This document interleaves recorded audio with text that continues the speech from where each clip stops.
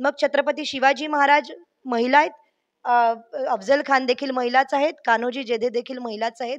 अनेक महिलांना ह्याचं स्वतःला अप्रूप वाटेल आणि प्रेरणा वाटेल, की ह्या जर महिला गृहिणी असून ही गोष्ट करू शकतात, तर आपणही काहीतरी करू. हे मी प्रवीण विनया विजय राणे, अ, ह्या शिवप्रताप नाटकाचा निर्माता.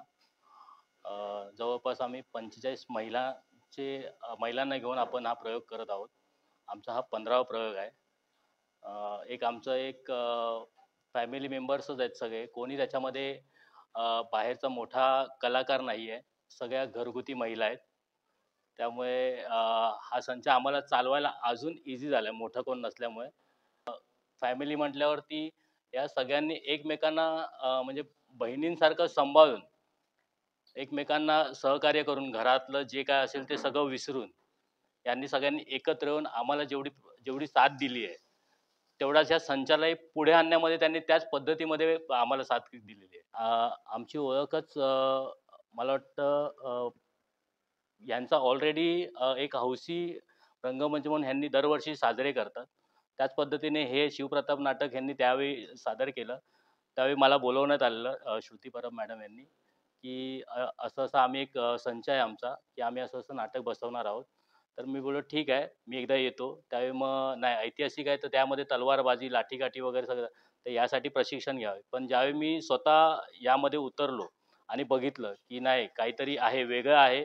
महिलांना घेऊन, घरगुती महिलांना घेऊन हे लोकं त्या प्रमाणे करतायत आणि फुल एकदम म्हणजे बघितल्या-बघितल्या एकदम एवढं झालं, नाही आता हे आपल्याला कमर्शियलला घेऊन यायचंच आहे. तर तेवढं करत-करत आम्ही आता हा 15वा प्रयोग करत आहोत.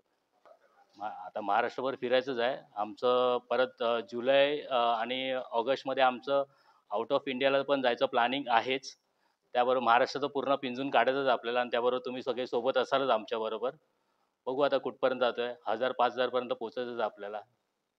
एक आम्ही पकडलेला मोठं, की नाही हे काही होणार, हे भव्य-दिव्यच होणार आणि यासाठी आम्ही खरंच खर्चाचा विचार केला नव्हता. फक्त एकच वाक्य होतं आमच्याकडे, छत्रपती शिवाजी महाराज. तुम्ही मगाशी विचारल्यात सरांना जो प्रश्न, की तुम्ही वेळ कसा काढता? सगळ्या गृहिणी आहेत, काही जणी काम करतात, नोकरी करतात, व्यवसाय करतात. पण आवड असली की सवड ही मिळतेच, हे सगळ्यात महत्त्वाचं. आम्हाला आवड होती, त्याचबरोबर छत्रपती शिवाजी महाराजांप्रती जो आमचा आदर आहे, जी आमची भावना आहे, ती आम्हाला व्यक्त करण्यासाठी सरांनी हे व्यासपीठ मिळवून दिलं, हा रंगमंच मिळवून दिला. सुरुवातीला हौशी रंगमंच म्हणून आम्ही आमचं एक महिला मंडळ आहे, स्वयंसिद्ध महिला मंडळ. त्यामार्फत आम्ही फक्त शिवाजी महाराजांना मानवंदना म्हणूनच सुरुवातीला 2023 मध्ये हे नाटक रंगभूमीवर घेऊन आलो होतो.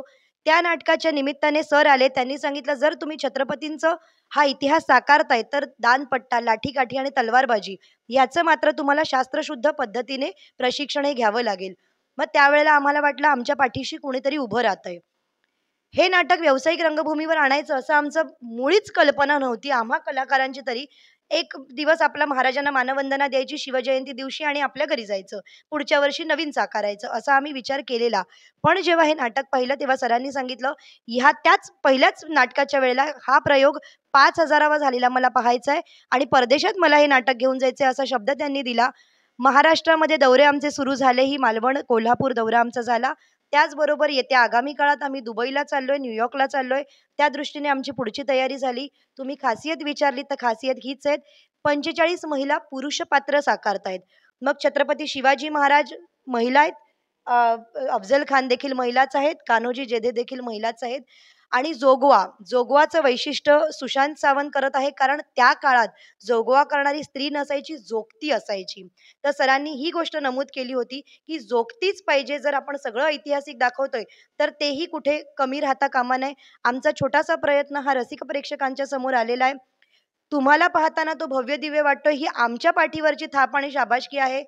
आमच्या निर्मात्यांना आम्ही कलाकार म्हणून आमची हीच विनंती आहे, की तुम्ही आम्हाला असेच पुढे घेऊन जात राहा. अजून तुम्ही 5,000 काय 10,000 प्रयोग कराल, त्याच्यासोबतही आम्ही राहू.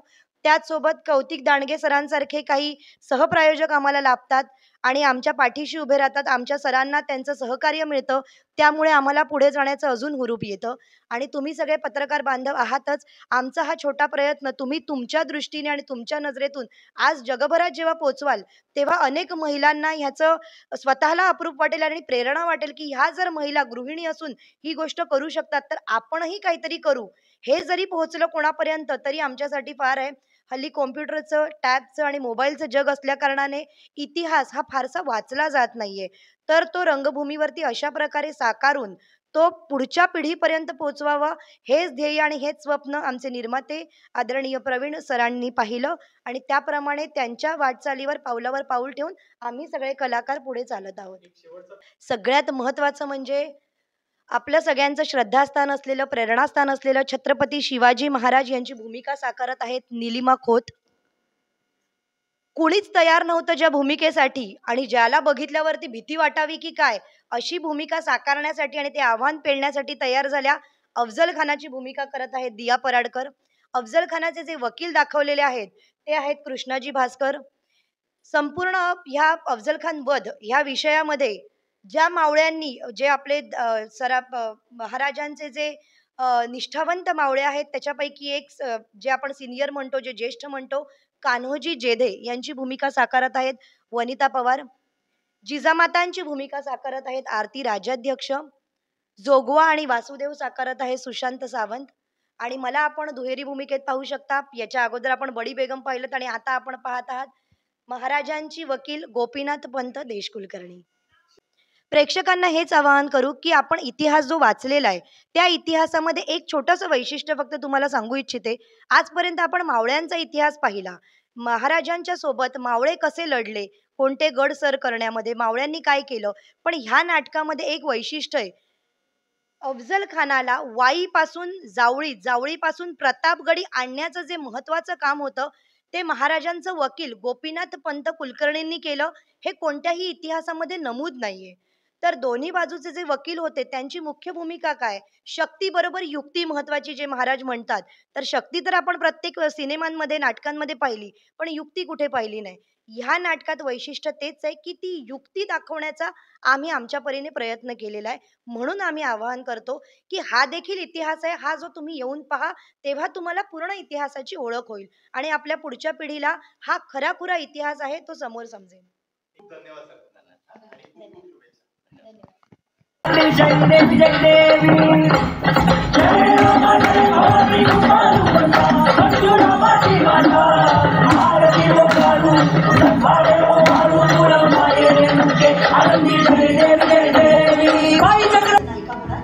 अहो, यासाठी तर आपल्या वकिली चातुर्याने त्यास वाईहून प्रतापगडी खेचावे. पुढे प्रतापगडावर येताना जावळीच्या खोऱ्यातील अरण्यात एकंदर त्याच्या फौजेचे गणित कैसे विस्कटे.